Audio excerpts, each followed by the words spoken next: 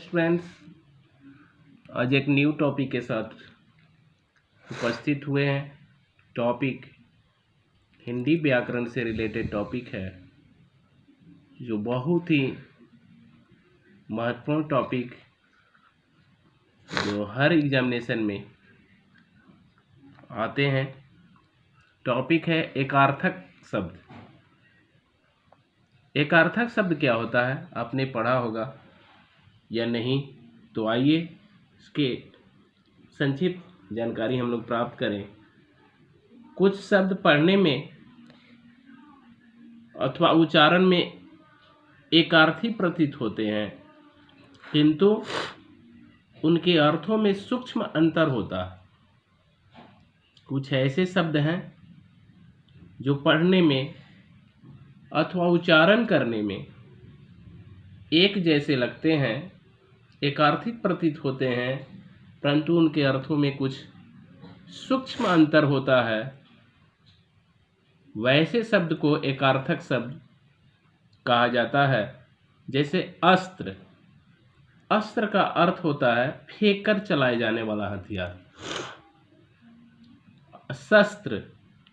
शस्त्र का मतलब होता है हाथ में पकड़कर चलाए जाने वाला हथियार। तो दोनों के अर्थ में कुछ फर्क हो जाता है, अस्त्र और शस्त्र। तो आइए कुछ ऐसे शब्द हैं जिसके बारे में हम लोग जानें। जैसे आयु। आयु मीन्स होता है जन्म से मृत्यु तक का समय को आयु कहा जाता है। अवस्था।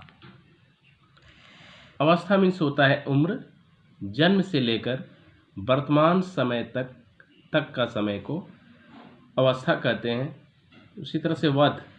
वध मीन्स होता है शत्रु अथवा अत्याचारी के प्राण ले लेना, उसको वध कहा जाता है। हत्या। किसी निर्दोष के प्राण ले लेना हत्या होगा। कोई दोष नहीं है लेकिन उसका हम लोग हत्या कर देते हैं। पुत्र। पुत्र मीन्स होता है अपना बेटा।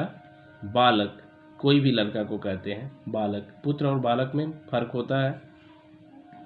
अमूल्य। अमूल्य का मतलब होता है मूल्य रहित, अनमोल। एक होता है बहुमूल्य।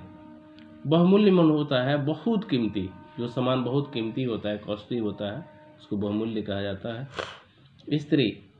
किसी भी महिला को कहा जा सकता है, किसी भी महिला को स्त्री कहते हैं, लेकिन पत्नी, किसी की विवाहिता स्त्री ही उसकी पत्नी कहलाती है। दोनों के अर्थ में परिवर्तन है, सूक्ष्म अंतर है। ग्रंथ। ग्रंथ मीन्स होता है बड़ी और महत्वपूर्ण पुस्तक,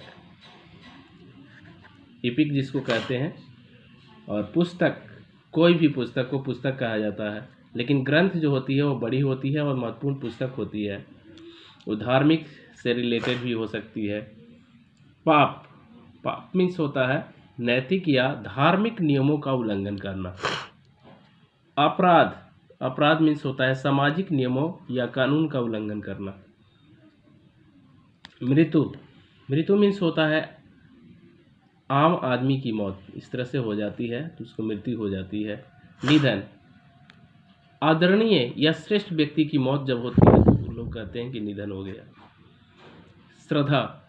अपने से बड़ों के प्रति आदर भाव को श्रद्धा कहा जाता है। भक्ति। ईश्वर या गुरु के प्रति आदरपूर्ण प्रेम को भक्ति कहते हैं। राजा। किसी विशेष देश का स्वामी को राजा कहते हैं। सम्राट।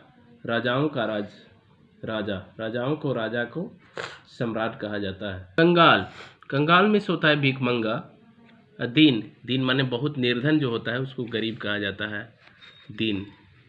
अहंकार। अहंकार का मतलब झूठा घमंड करने वाला। अभिमान।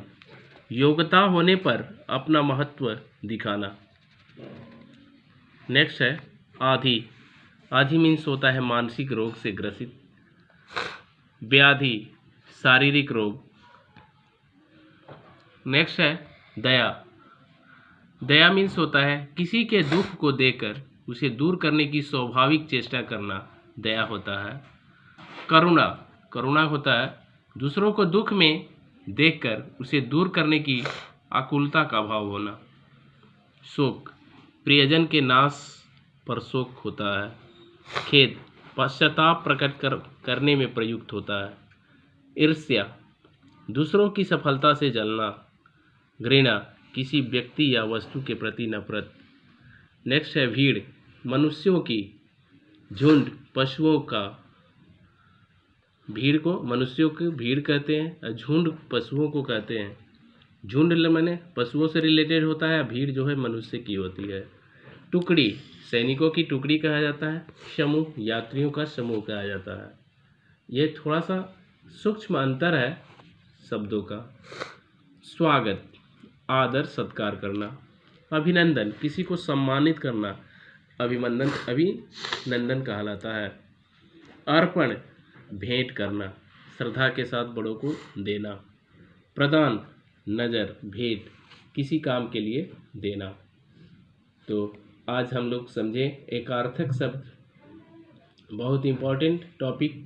जो सूक्ष्म अंतर होता है, दोनों में कुछ थोड़ा सा अंतर होता है। उसके उच्चारण में कुछ ऐसे शब्द जो होते हैं जो उच्चारण में एकार्थी प्रतीक होते हैं, लेकिन उसके अर्थों में सूक्ष्म अंतर होता है। तो आज इस वीडियो के माध्यम से एकार्थी शब्द के बारे में हम लोग पढ़े। अगर यह वीडियो आप सभी को पसंद आया होगा तो वीडियो को लाइक करके सब्सक्राइब कर दीजिएगा। साथ में अपने फ्रेंड्स को शेयर भी कर देंगे। धन्यवाद।